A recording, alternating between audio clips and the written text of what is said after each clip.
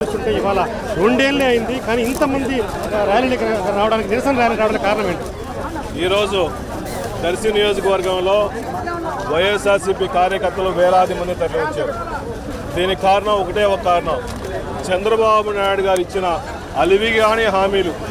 ఎలక్షన్లప్పుడు జగన్మోహన్ గారు చాలా మంచి పథకాలు చేశారు. వాటితో పాటు సూపర్ 6 హామీలు అని చెప్పేసి సుమారు 140 హామీలు ఇస్తామని చెప్పి ఎలక్షన్లు అయిన తర్వాత ఒక్క హామీలు కూడా ఇవ్వకుండా రాష్ట్ర ప్రజలందరినీ కూడా వెన్నుపోటు పొడిచాడు. గతంలో వాళ్ళ మామగారిని ఏ విధంగా పొడిచారో అంతకన్నా గట్టిగా పొడిచేలకి ఈ రాష్ట్రంలో ప్రజలందరూ కూడా చంద్రబాబు నాయుడు గారు నమ్మొద్దు, నమ్మి మనం మోసపోయాము, దీనికి కరెక్ట్గా 2 సంవత్సరాలు అయింది, మళ్ళా జగన్మోహన్ గారిని ముఖ్యమంత్రి చేసుకోవాలని చెప్పేసి రాష్ట్రంలో చంద్రబాబు నాయుడు ద్వారా మోసపోయిన ప్రతి ఒక్కరు కులాలకి మతాలకి పార్టీలకు అతీతంగా ఈవెన్ టీడీపీ వాళ్ళు కూడా చంద్రబాబు నాయుడు గారు వచ్చిన తర్వాత పండించిన పంట గిట్టుబాటు ధరలేదని చాలా మంది ఆక్రోశపడుతున్నారంటే స్వచ్ఛందంగా పార్టీలకు అతీతంగా స్వచ్ఛందంగా వేలాది మంది వచ్చి వాళ్ళ వ్యతిరేకత చంద్రబాబు నాయుడు గారు వాళ్ళ కూటమి మీద వాళ్ళు చేసిన దగాని తట్టుకోలేక బయటకు వచ్చి ఈరోజు వేలాది మందిగా ఈరోజు ప్రోగ్రాంకి వచ్చారు. కానీ ఒక పక్క వాళ్ళు సక్సెస్ ప్రోగ్రామ్ చేసుకుంటున్నారు, సూపర్ 6 అమలు కాలేదని ఏమన్నా అంటే కనుక వాళ్ళకి నాలుక మందం, వాళ్ళ కళ్ళు లేవు కబోదు అని చెప్తున్నారు. ఈ రాష్ట్రంలో ఆయన ముఖ్యమంత్రిగా ఉన్నారు, మేము ఎమ్మెల్యేగా ఉన్నాము. అట్లీస్ట్ ఆడబిడ్డ నిధి ఇచ్చామని చెప్పేసి ఈ రాష్ట్రంలో 10-18 సంవత్సరాలు దాటిన మహిళలందరికీ ఒక్కరికన్నా ఆడబిడ్డ నిధి ఇచ్చండి, నేను ఎమ్మెల్యే పదవి రాజీనామా చేస్తా, మీరు ఇచ్చామని చూపించండి, లేకపోతే మీరు రాజీనామా చేస్తారా? మీ కూటమి ప్రభుత్వంలో ఉన్న ఎమ్మెల్యే అందరూ రాజీనామా చేస్తారా? చేయరు కదా. నిరుద్యోగ బుద్ధి ఒకరికన్నా ఇచ్చారా? ఇవ్వలేదుగా. మెగా డిఎస్సి అని చెప్పేసి ఈ రాష్ట్ర ప్రభుత్వంలో చాలామంది పేదవాళ్ళు చదువుకున్న వాళ్ళు రాత్రి పగలు చదువుకున్న వాళ్ళందరికీ కూడా మెరిట్ లిస్ట్ లేకుండా స్పోర్ట్స్ కోటా అని చెప్పేసి ఎగ్జామ్ రాయని వాళ్ళకు కూడా మోసం చేసి రాష్ట్ర ప్రజలందరినీ మోసం చేసామంటే ఇంతకన్నా మోసగాడు ఇంకెవరు ఉంటారు? ఎవరు ఉంటారు? కానీ వాళ్ళు మాత్రం ప్రతిదీ సక్సెస్. వాళ్ళకి ఉన్నాయి, మైకులు ఉన్నాయి, కొట్టాలు ఉన్నాయి, వాళ్ళ మనుషులు ఉన్నారు, విలేకరులు ఉన్నారని చెప్పేసి పబ్లిసిటీ చేసుకొని ఈ సూపర్ 6 సూపర్ ఫట్ అయినా కూడా సూపర్ 6 అని చెప్పుకుంటారు. ఎందుకంటే మోసంలో బ్రాండ్ అంబాసిడర్ చంద్రబాబు నాయుడు గారు, అతనికి గిన్నీస్ బుక్ రికార్డు ఇవ్వాలి. మోసం చేసేందుకు ఎవరు ఫస్ట్ రికార్డు అంటే గిన్నీస్ రికార్డు చంద్రబాబు నాయుడు గారికి ఇవ్వాలి. అమరావతి విషయంలో కూడా మేము ముందుకెళ్తుంటే కేంద్రం నిధులు బాగా ఇస్తుంది, మేము ముందుకెళ్తుంటే విధ్వంసకరంగా ఇది పాలన జగన్మోహన్ రెడ్డి మళ్ళీ అడ్డుపడుతున్నాడని చెప్తున్నారు. మీకు ఇచ్చిన మీరు 2014 నుంచి 19 సంవత్సరాలు 5 సంవత్సరాలు ముఖ్యమంత్రిగా ఉన్నారు కదా. మీరే రాష్ట్ర ప్రభుత్వం, అప్పుడు సెంట్రల్ ప్రభుత్వం కూడా మీరే కదా. మీకు నిజంగా చిత్తశుద్ధి ఉంటే మీరు మీ ఇల్లు 5 ఎకరాల్లో 6 నెలల్లో బిల్డింగ్ కంప్లీట్ చేసావు కదా. మీకు చిత్తశుద్ధి ఉంటే రాష్ట్రం సెంట్రల్ గవర్నమెంట్ మీదే అయినప్పుడు 1000 కోట్లు ఆడిచ్చేసి 5 సంవత్సరాల్లో ఒక్క డెవలప్మెంట్ కూడా పర్మనెంట్ బిల్డింగ్ చేయకుండా మేము డెవలప్మెంట్ అడ్డుకున్నాం ఎట్లా చెప్తారా స్వామి? మీరు మాత్రం మీ ఇల్లు సొంత డబ్బులు పెట్టి కట్టుకోగలుగుతారు, మీరు కాంట్రాక్ట్ చేసుకుంటారు. కానీ ఈ రాష్ట్రంలో చంద్రబాబు నాయుడుకు ముఖ్యమంత్రి అయిన సుమారుగా 2 సంవత్సరాల్లో 3,50,000 కోట్ల రూపాయల డబ్బులు తీసుకొచ్చి మొత్తం అమరావతి మీద పోసి అట్లీస్ట్ పర్మనెంట్ కన్స్ట్రక్షన్ చేయగలిగారా? మీకు ఇచ్చిన 7 సంవత్సరాలు, అంతకుముందు 5 సంవత్సరాలు, ఇప్పుడు 2 సంవత్సరాలు, 7 సంవత్సరాలు ఏమీ కట్టకుండా మళ్ళా మా మీద బురద ఎట్ట చల్లుతారు చంద్రబాబు నాయుడు గారు. దయచేసి మేల్కోండి. మీరు అవినీతి, అమరావతి మీద అవినీతి చేసి కోట్లు మీరు కార్యకర్తలు జోబులు నింపుకుంటున్నారు. నిన్న సెంట్రల్ గవర్నమెంట్ ఒక బిల్డింగ్ కాంట్రాక్ట్ పిలిచి చూస్తే ఆ బిల్డింగ్ కాంట్రాక్టర్కి ఎస్ఎఫ్టీకి 5,000 రూపాయలు. మీరేం చేస్తున్నారు? ఎస్ఎఫ్టీకి ఎంత? 15,000 రూపాయలు, 20,000, మళ్ళీ అద్దాలు బిగించినందుకు కోట్ల రూపాయలు అని చెప్తున్నారే. మీరు యోగా డే అని చెప్పేసి 400 కోట్లు ఖర్చు పెట్టారు. మేము వైజాగ్లో అద్భుతమైన గవర్నమెంట్ బిల్డింగ్ అంటే దాని మీద బురదలుతుంటారు. ఇంకా నిరుపయోగంగా ఉంచారు.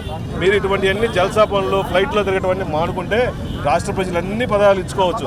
అమరావతి మానుకొని అమరావతి ఒక్కడే డెవలప్ చేయకూడదు. రాష్ట్రం మొత్తం రాష్ట్ర ప్రజలందరూ నువ్వు ముఖ్యమంత్రిగా చూస్తున్నారు. ఒక అమరావతి ప్రజలు కాదు, ఒక కాన్స్టిట్యూన్సీ సంబంధించింది కాదు. ఈ ఖజానా మొత్తం నువ్వు తీసుకొచ్చిన అప్పు మొత్తం 3,50,000 కోట్ల రూపాయలు రాష్ట్ర ప్రజలందరికీ నువ్వు పంచాల్సిన అవసరం ఉంది కదా. నీ స్వార్థం కోసం నీ సీఎం కుర్చీలో అమరావతి డెవలప్ చేసామని చెప్పి మొత్తం డబ్బులు ఆడ ఖర్చు పెడితే రాష్ట్ర ఖజానా మొత్తం కొల్లగడుతుంటే ఇది ఎక్కడ న్యాయం? రాష్ట్ర ప్రజలందరూ న్యాయం చేయండి. మీరు ఫైనల్గా మీరు చెప్పండి, నిన్న ఎన్డీఏ మీటింగ్ చూసింటారు, ఢిల్లీలో జరిగింది. చంద్రబాబు నాయుడు గారి గతంలో ఇదే మోడీని నరహంతకుడు అని చెప్పి స్టేట్మెంట్ ఇచ్చిన సందర్భాలు, నిన్న మాత్రం ప్రపంచంలో గొప్ప నాయకుడు నరేంద్ర మోడీ అని చెప్పి మీటింగ్లో స్పష్టంగా చెప్పారు. మీరు ఎట్లా చూస్తారు ఈ వైఖరి? అసలు బాబు గారు అంత అవకాశవాది లేదు ఎవరు. బాబు గారు ఏ రోజుకి రంగు మారుస్తుంటాడో, ఓసర వాళ్ళు ఏ విధంగా మారుస్తుంటాడో చంద్రబాబు నాయుడు అంత ఫాస్ట్గా ఊసర వెళ్ళలాగా మారుస్తుంటాడు. ఏ రోజు ఏ ఎండ కింద ఆ గొడుగు మార్చుకుంటా పోయే పరిస్థితి చంద్రబాబు నాయుడు గారు చేసే పరిస్థితి. ఆ రోజు నరహంతకుడు అని చెప్పింది మీరే. ఎన్డీఏకి నేను ఎప్పుడు నా జీవితకాలం నేను బతుకున్నంత వరకు నేను మోడీకి సపోర్ట్ చేయని చెప్పేసి రోజు పోయి నువ్వు మీ కొడుకు పోయి కాళ్ళు ఎందుకు పిస్తున్నారా సామే? మేము రాష్ట్ర ప్రజలను చూస్తున్నారు, ఎవరు కళ్ళు మూసుకున్నట్లేదు. నీ దగాలు చూశారు, నీ వెనుపోట్లు చూశారు, నువ్వు చేసే పర్ఫార్మెన్స్ చూశారు.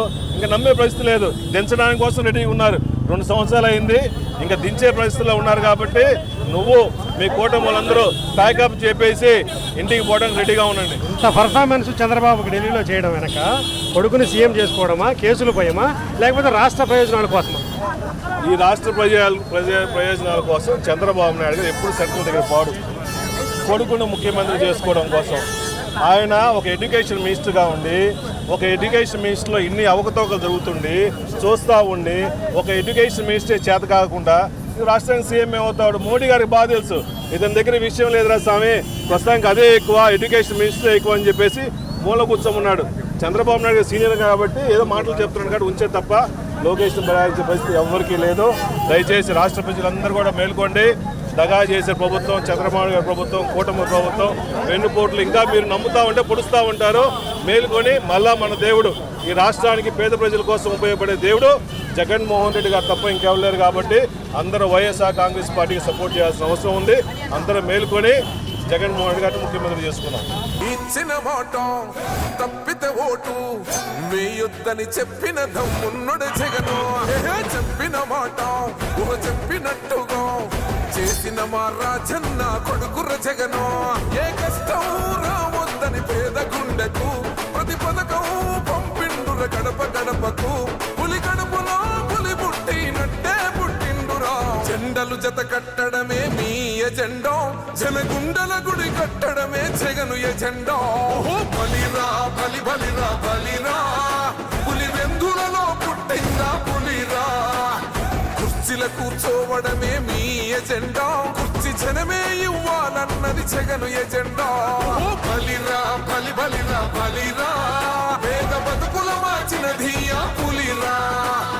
గవర్నెన్స్ లో ఎప్పుడు చూడని అభివృద్ధి ఈ రోజు జరుగుతా ఉంది. మొట్టమొదటిసారిగా స్కూళ్లు మారుతా ఉన్నాయి, రూపురేఖలు మారుతా ఉన్నాయి. హాస్పిటల్స్ మొట్టమొదటిసారిగా ప్రివెంటివ్ కేర్ అన్నది దేశానికే పరిచయం చేస్తా ఉన్నాం బుల్లెట్ క్లినిక్స్ ద్వారా. ఈ 4 సంవత్సరాల కాలంలోనే ఏకంగా మా అన్న ప్రభుత్వంలో మరో 4 సీపోర్ట్స్ ఈ రోజు వేగంగా కట్టడం జరుగుతా ఉంది అని కూడా చెప్పండి. భయమెరుగని ఆ పేరుకు హడలు, అసలంచబోడు ఎవడికి మెడలు. ఆయనెదురుగా కొడుతున్నారు తొడలు, వేసుకుంటారు రా తప్పక చెడలు.